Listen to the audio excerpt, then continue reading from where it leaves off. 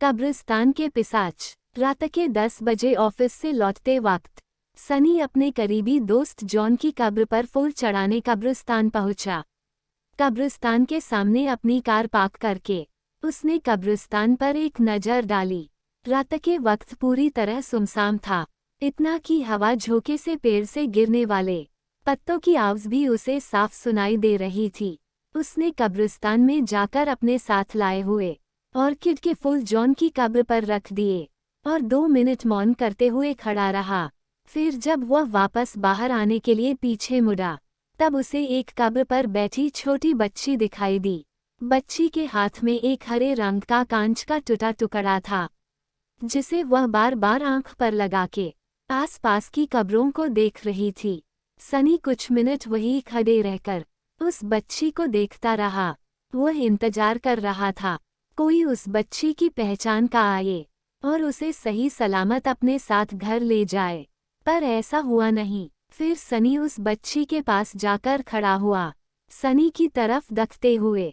वह छोटी बच्ची मुस्कुराई। सनी ने पूछा, अरे छोटी, तुम अकेली यहाँ पर क्या कर रही हो? और तुम्हारे माता पिता कहाँ पर है? फिर वह बोली, मेरे मम्मी पापा अगले कब्रिस्तान में गए हैं, वो वहाँ पर रहते हैं। वहाँ से कुछ ही दूर एक और कब्रिस्तान था, इसलिए निखिल को लगा कि बच्ची शायद उसी कब्रिस्तान के आसपास कहीं रहती होगी।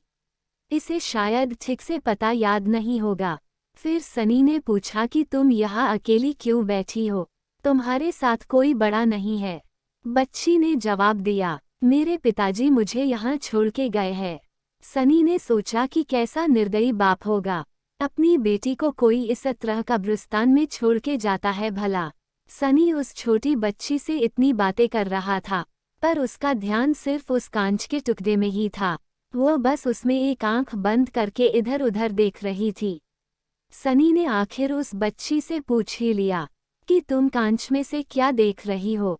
उसने जवाब दिया कि इस हरे कांच के टुकड़े में मुझे गायब होने वाले लोग दिखते हैं। बहुत मजा आता है। गायब होने वाले लोग। सनी को कुछ समझ में नहीं आया।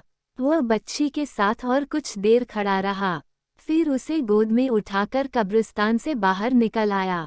चलते चलते गोद में बैठी उस बच्ची ने अपना नाम त्रिशाला बताया।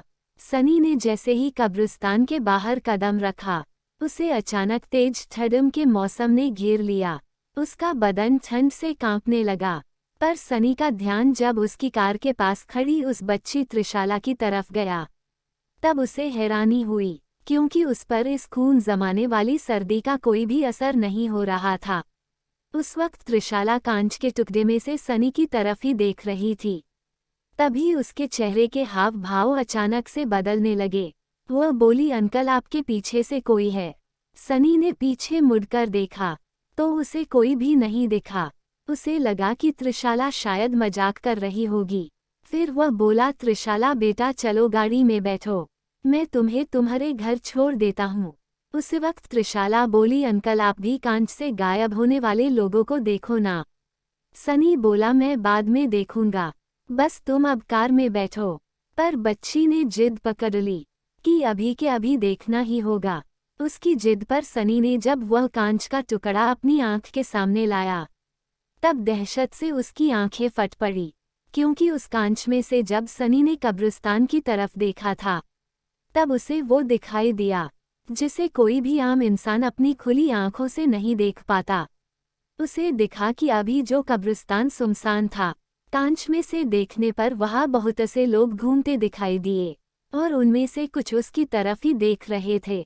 और जब उसी कांच के टुकड़े से उसने अपने आसपास नजर डाली, तो 3 बदसूरत जले हुए प्रेत सनी को घेर के खड़े थे और त्रिशाला की जगह उसे एक छोटा पिशाच दिख रहा था, जो उसकी तरफ देखते हुए अपनी लाल टपका रहा था।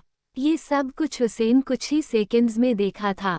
वह अपने साथ गोद में किसको उठा लाया है, ये सोचकर वह डर से अधमरा हो गया।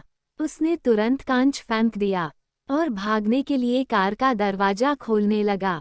तभी उसे खी खी खी खी ऐसी शैतानी हंसी सुनाई दी और अगले ही पल पूरे कब्रिस्तान ने सनी की दर्द भरी चीख सुनी, क्योंकि वह छोटा पिशाच सनी की पीठ पर बैठा हुआ था और अपने नुकीले दांत उसने सनी की गर्दन में 2 इंच अंदर घुसे हुए थे और बड़े ही चाव से खून चूस रहा था।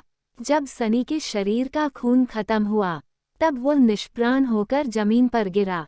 फिर कब्रिस्तान से निकले चुड़ैल और प्रेतों ने उसके शरीर का मांस नोच नोच कर खाया और अपनी भूख मिटाई। अगर आपको ये कहानी पसंद आई तो प्लीज़ मेरे चैनल को सब्सक्राइब कीजिए। मेरी कहानी सबसे पहले सुनने के लिए बेल आइकन को ऑल पर रखिए। हर दिन एक नई कहानी। तब तक के लिए हर हर महादेव।